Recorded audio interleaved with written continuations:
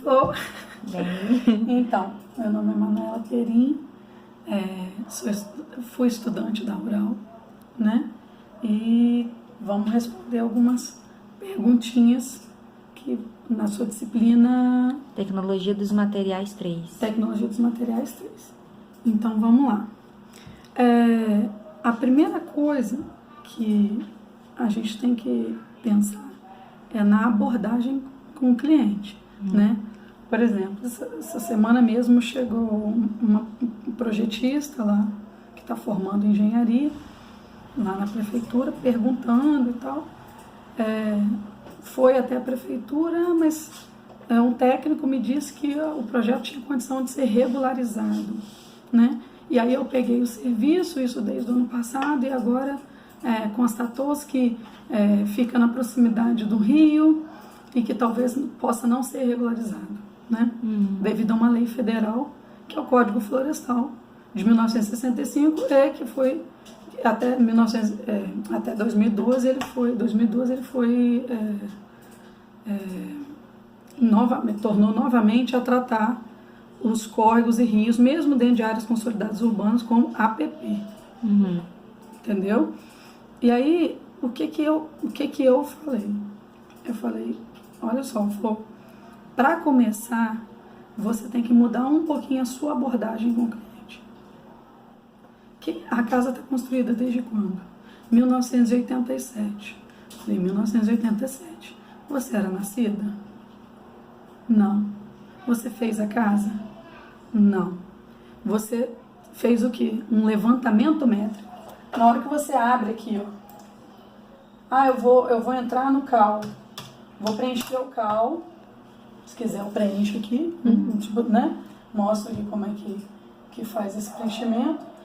Vou entrar no cal para preencher um levantamento métrico para fins documentais. Então, o que você está colocando, você não está prometendo aprovação. Certo? Um advogado, ele escreve uma peça jurídica, né, de uso capião, ele precisa de um levantamento métrico emitido por um profissional devidamente qualificado, cadastrado no CREA ou no CAL. Então, ele necessita de um laudo técnico, né, com a RT do laudo técnico, necessita da planta, com a RT da planta. Entendeu? Ali não deu garantia nenhuma, nem ao arquiteto, nem ao advogado, que o cara vai ganhar causa, que o juiz vai dar causa ganha, né? Então, assim, o que a gente tem que saber? A gente tem que ter um conhecimento mínimo de legislação, né? Porque o uso capião, se você sabe que a pessoa tem trocentas outras propriedades, ela não vai conseguir por uso capião, que ela não pode ter nada no nome dela. Se você sabe que aquilo é uma área pública, provavelmente o uso capião não se regulariza, né? Se eu não me engano, é a Lei 11.970 de 2009, que é de regularização fundiária, que é uma lei federal. Se você ler lá direitinho, você vai ver que em determinados aspectos você não consegue regularizar, entendeu? Então, assim, você já... Olha, a gente tem esse viés, mas a gente pode fazer a planta porque você vai precisar dessa planta por documento de qualquer forma. Então você tem dois caminhos. Ou você regulariza na justiça ou no cartório, ou você regulariza com a prefeitura e da prefeitura já vai para o cartório. Tá? Nem a prefeitura, ela não te dá o título de posse. Entendeu? O que te dá o título de posse numa área que foi, vamos dizer que seja um loteamento irregular ou loteamento clandestino. Aquele que o clandestino é que o órgão público não teve conhecimento nenhum, simplesmente ele foi clandestinamente loteado, né? O irregular, ele pode ter dado entrada na prefeitura, na época o projeto foi aprovado, e ele não cumpriu todos os termos de referência junto à prefeitura, de pavimentação, de iluminação pública, de tudo. O cara vendeu, loteou e sumiu. E esse daí também pode estar pendurado, aí pode também não ter as escrituras liberadas, entendeu? O governo teve conhecimento dele, o poder público teve conhecimento dele, mas ele não chegou à fase final, tá? Então, o que acontece? Você botou lá para regularizar. Você não pode dar garantia para o seu cliente de que aquilo ali vai ser aprovado, entendeu? Assim como você não pode dar garantia que o juiz vai ganhar uma causa, que você vai ganhar uma causa no judiciário. Então, assim, o que você pode fazer é o seguinte, um cliente, aí licença para construção, regularização é uma coisa, você está tentando com planta e regularizar uma situação que está irregular, que a pessoa construiu de forma irregular sem ter tido alvará de licença de obra na época, sem ter tido projeto aprovado na época, e você nada tem com isso. Entendi. Certo? Isso é um ponto. Agora, você quer construir de novo, você quer construir, tem um terreno vazio. Aí você, como profissional, vai lá e olha o terreno. O terreno está na beirada do rio.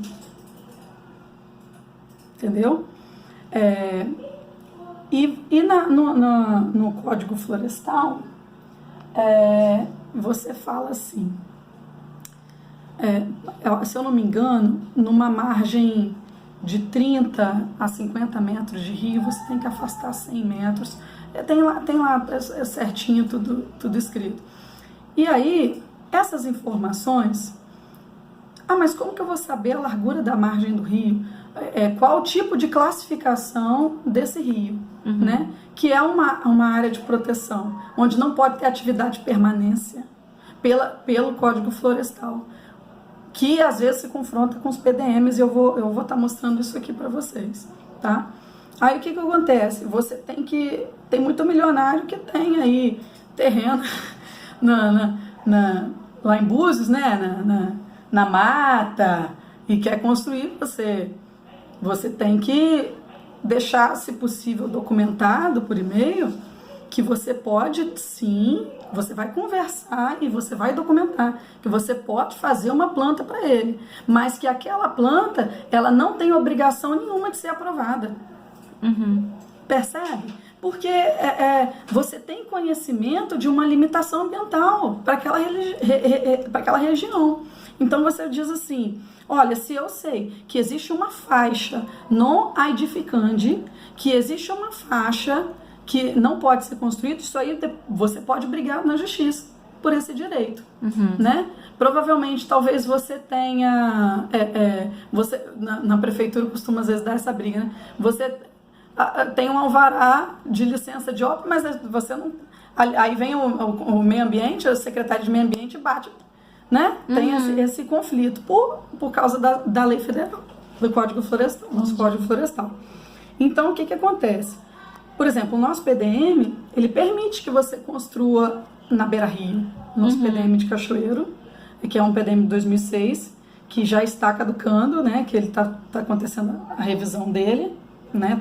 Vai acontecer esse ano, e ele já está até caducando, porque pelo Estatuto da Cidade você tem que revisar um PDM de 10 em 10 anos, né? Na Constituição Federal, né, os artigos, se eu não me engano, 182 e 183, o Estatuto da Cidade ele veio depois como um texto para orientar os municípios a fazerem os seus planos diretores, né? Dizer assim, aonde que vai ser o crescimento, aqui vai ser uma área industrial, aqui é uma área de interesse social, aqui é uma área de interesse turístico, né? Aqui é um centro histórico, a demarcação de um centro histórico, né? Tombado ou não, pelo município, pelo estado ou pelo IFAM, né? Então tem essa série de coisas, e tudo isso entra no PDM, também os planos de mobilidade urbana também tem que estar conectados com isso. Bom, enfim, o nosso PDM ele permite que você construa na beira-rio, e o nosso Código Florestal Federal não. Então, houve um conflito, há um conflito, porque algumas licenças foram expedidas, outras licenças estão sendo questionadas pelo Ministério Público, né? Porque se existe realmente, né? Em 2012, quando foi feita a revisão do Código Florestal, os brasileiros tiveram a oportunidade de estar demarcando os perímetros urbanos e tirando as APPs de dentro dos perímetros urbanos. Mas o nosso Código Florestal Nacional brasileiro continuou reconhecendo que dentro dos rios, né, porque a nossa cidade cresceu em volta do rio Itapemirim, tá? E a cultura, quem estudou história da arquitetura com Cláudio sabe muito bem que as pessoas jogavam pinico, né, na comadre já ficava dentro de casa, as casas históricas jogava-se o pinico lá, isso muito antes de 1965, que foi o primeiro Código Florestal.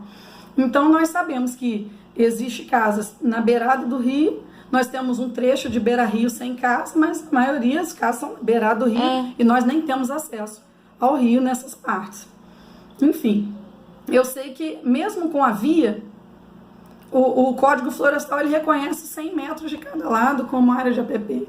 Então, assim, é um conflito assim, muito, muito grande, porque a gente tem que cumprir a lei, apesar de não concordar com ela. Hoje o brasileiro vive assim, né? Quando eu morei na Irlanda, que eu viajei em Londres, Paris, né? Eu via até o Rio de Dublin, os rios são todos navegáveis, né? Você tem uma hidrovia, ou aquavia, né?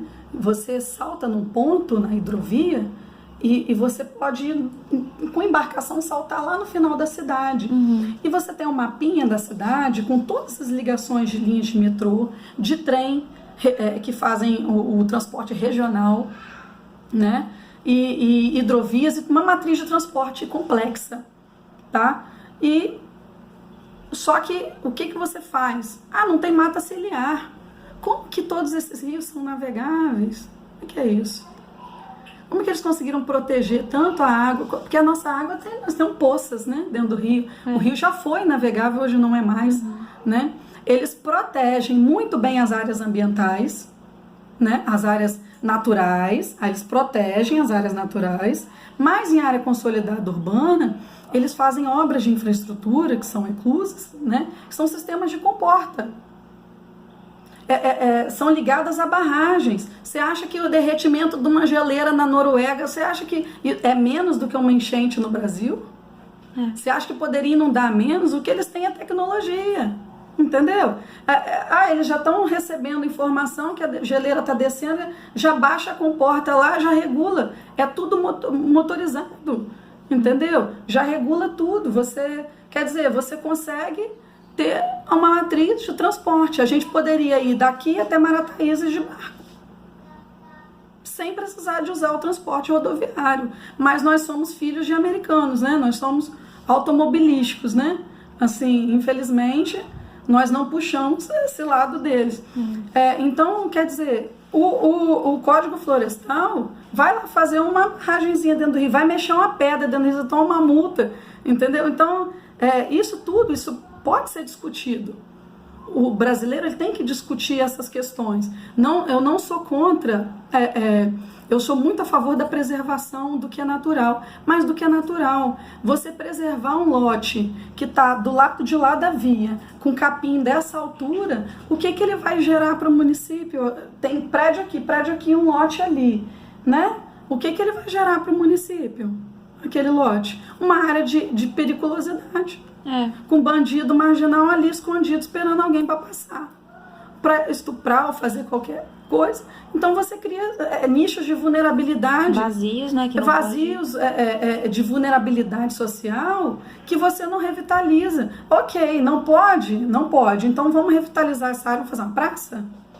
Mas não é feito, é lei em cima de lei e que não nos dá outras alternativas. Bom, essa é uma questão, gosto de falar desse tema porque nos convida a raciocinar em relação a isso, mas isso é uma coisa que na minha abordagem com o cliente eu coloco. Eu falo, vou adorar fazer uma casa para você na beira desse rio, mas você vai tem esse outro lado que você tem que conhecer. A gente vai fazer uma casa no risco, você vai pagar pelo meu projeto, ponto, não pela aprovação. A aprovação é uma outra questão.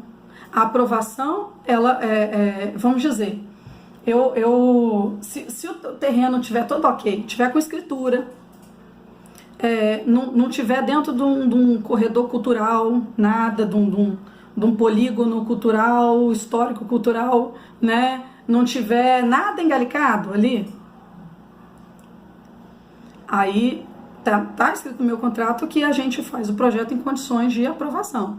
O que a gente faz é um projeto em condições de aprovação. Se o gabarito tá 4 pavimentos, eu não vou fazer 6, porque não vai ser aprovado, vai ser aprovado com 2 a menos. Então, se manda afastar naquela via, olha, essa via principal tem que afastar 6 metros ou 5 metros, ou seja lá o que for. Se está mandando ter um afastamento, é para fazer com afastamento. Se está mandando ter um afastamento lateral, recuo frontal, afastamento lateral, afastamento de fundos, é para fazer com aquilo.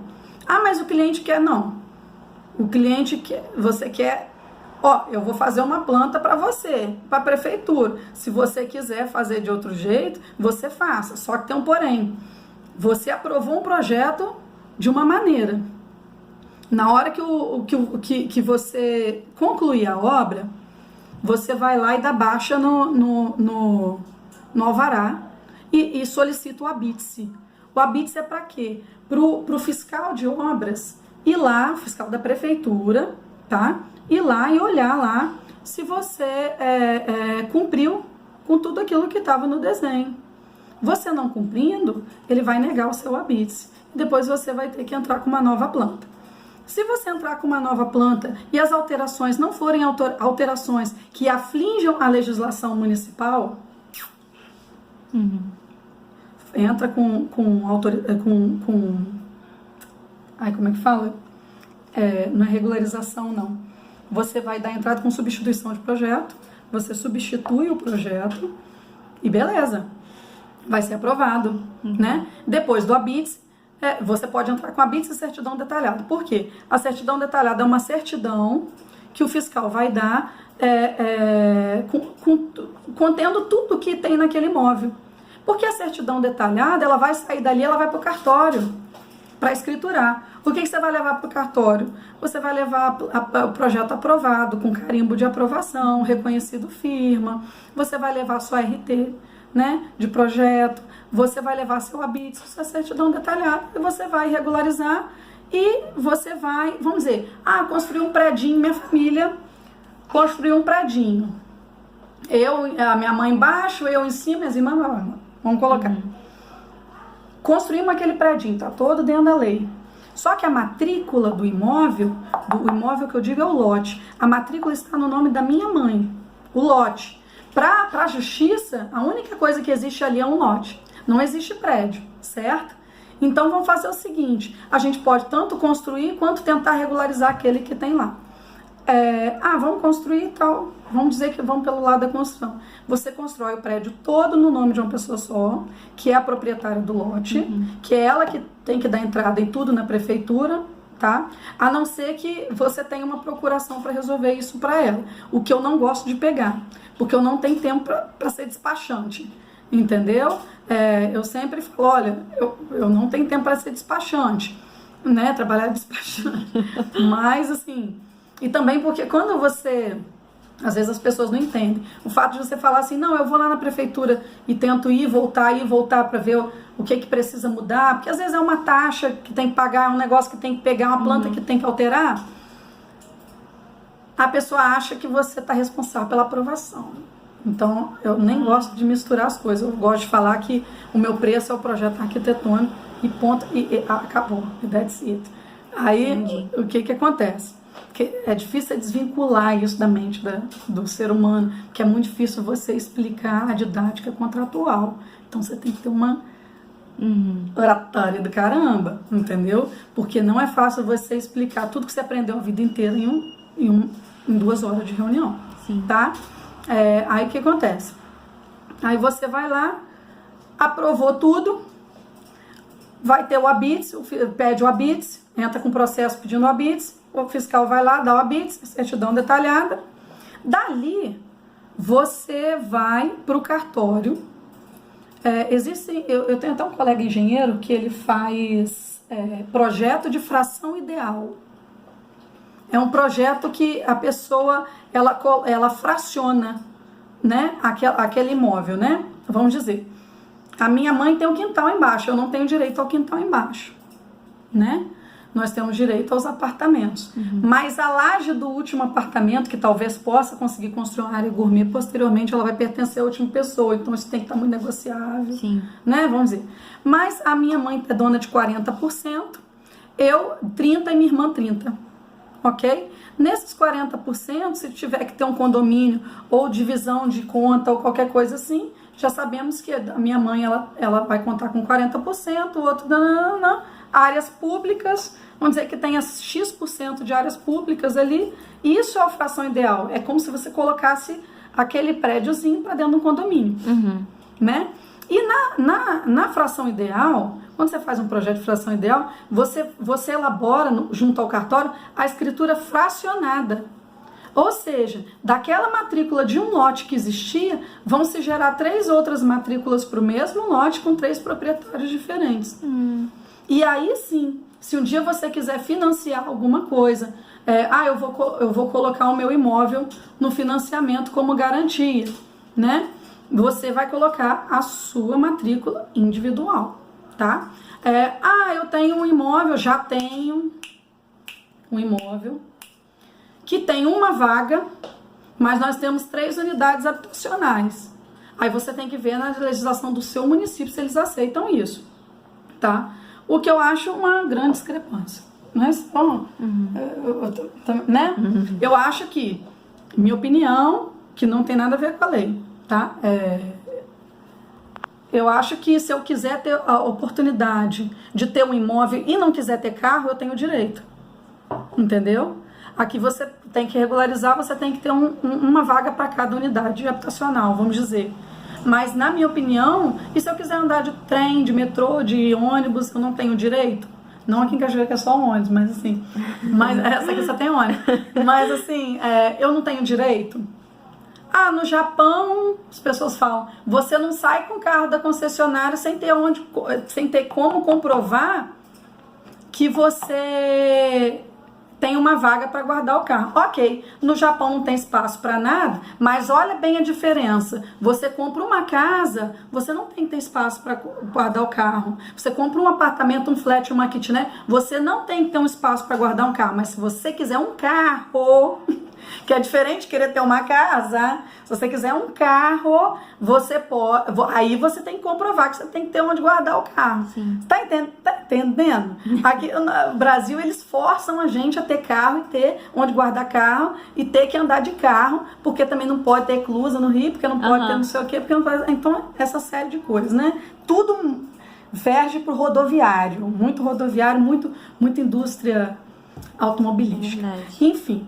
Aí o que acontece? Para você regularizar, você tem que atender uma série de medidas. Se você comprovar que aquela casa tem 30 anos, veio antes do Código de Obras, antes do PDU, antes do PDM.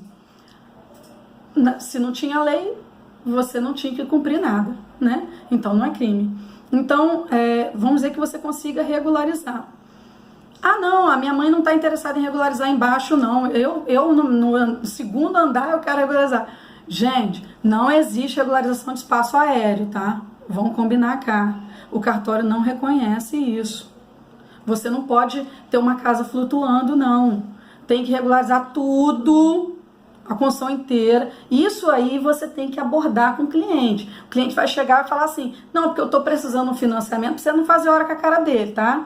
Não, porque eu estou querendo fazer um financiamento, eu quero regularizar o meu terceiro pavimento. O pessoal de baixo nem sei quem são. Então você vai ter que juntar todo mundo, porque aquele lote tem uma matrículazinha, que todo mundo vai ter que se regularizar de baixo para cima. O cartório até reconhece térreo, primeiro, segundo, não quiser o terceiro, não tem problema. Mas ele não reconhece terceiro, sem térreo, sem... Cadê? Como é que entra aí? Como é que sai? Espaço aéreo? O espaço aéreo, ele pode ser usado se o governo tiver a intenção de uma regularização fundiária, de uma grande área, de um vazio urbano, onde houve uma ocupação clandestina ou irregular de muitos anos, e ele vai fazer a regularização fundiária daquele local, e é meio favelizado, então você não consegue, o pedaço da laje de um pega um pedaço da laje de outro, você não consegue delimitar aonde começa um lote, onde termina outro, realmente é um quiprocó, que não é o caso daqui de Cachoeira, isso é mais para o Rio de Janeiro, São Paulo, tá? Belo Horizonte pode ter. Então, estrategicamente, para interesse social, você consegue desburocratizar um pouco. Mas fora isso, não. O cartório, ele não reconhece espaço aéreo, não reconhece propriedade de espaço aéreo. Tem que ter tudo certinho dentro daquele lote. Tudo que está dentro daquele lote tem que estar na escritura. Tá? Se você entrou por uma vaga de garagem, tem um térreo, se tem uma portaria, se você passa por trás ou se você passa pela frente, o que uma planta do terceiro pavimento vai me dizer em relação ao entorno? A como chegar, como sair, qual é o acesso? Nada.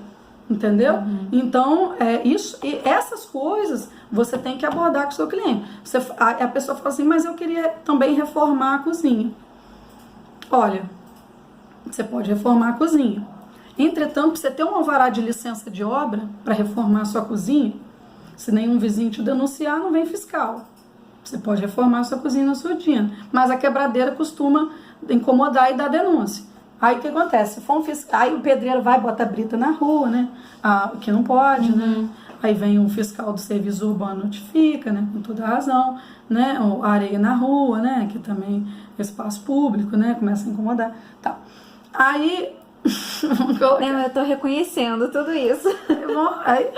Aí você quer fazer a sua cozinha. Eu já trabalhei assim, fiz, né? Eu troquei revestimento, tal. A pessoa nunca teve problema. Não é problema, né? Notificação. Sim. Né? Do fiscal. Mas se o fiscal vai lá, qual que é o problema de uma obra irregular?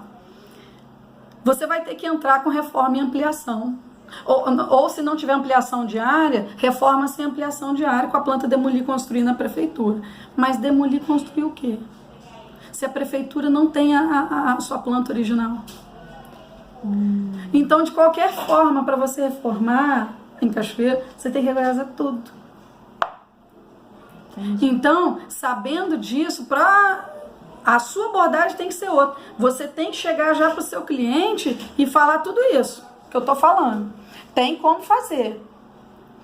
Mas um outro profissional que eu procurei me falou que ia ser bem mais fácil. Eu falei, o outro profissional tá te dando esse suporte legal que eu tô te dando, técnico, porque ele tem que te deixar a par dessa situação. Tem como o decorador que falou lá que vai fazer acontecer na sua cozinha, ou uma área de lazer que é externa, que já tem vizinho olhando pela janela e fotografia. No geoprocessamento tem todos os zoneamentos, todas as vias e classificação de via. Em via local, as vias locais, sim. Vias coletoras, vias principais e vias arteriais. Tudo isso nós aprendemos com o senhor Humberto no planejamento urbano e isso vai ser usado no resto da sua vida, tá? Um cliente quer instalar uma atividade, é uma coisinha boba, é só um corte e costura e tingimento de calça jeans. É uma coisa caseira mesmo, dentro de casa, mas eu quero na via tal. Será que você pode fazer aquilo naquela localidade? É aí que vai entrar a certidão de uso e ocupação do solo. Saber se aquela atividade pode naquela localidade ou não pode. E isso depende da classificação do CNAE, que é uma classificação como se fosse um CNPJ. Cada classificação tem um tipo. Deixa eu pegar aqui Se você entrar Prefeitura Municipal, Cachoeiro, no caso, Secretarias, Desenvolvimento Urbano. Clica em Desenvolvimento Urbano, vai ter PDM. Você vai entrar no PDM e vai ter essas classificações. Sim. Aí, deixa eu ver. Classificação das atividades por tipo de grupo, CNAE.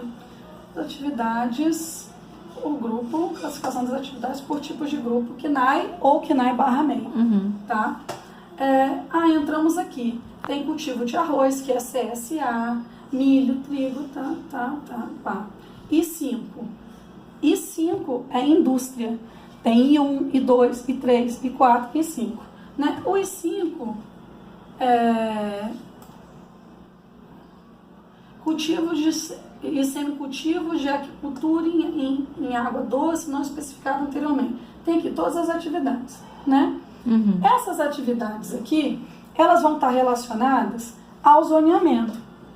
Porque no zoneamento, se você tem um zoneamento, você está numa zona de atividade dinâmica, né? Ou você está numa zona, dependendo do zoneamento misto, ele vai te falar, você pode ir até, por exemplo, residencial, R1, R2, R3, R4, R5.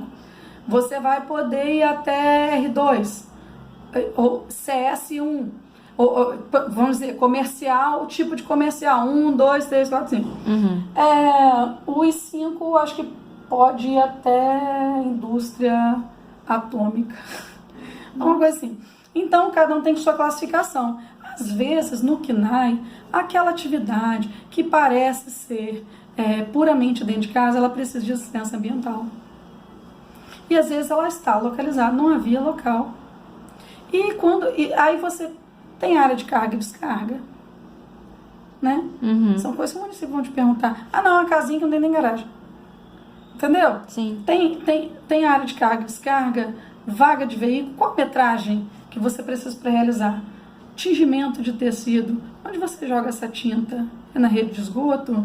Há um tratamento para isso? Você tem licença ambiental para estar jogando? Então, existe uma série de outras coisas.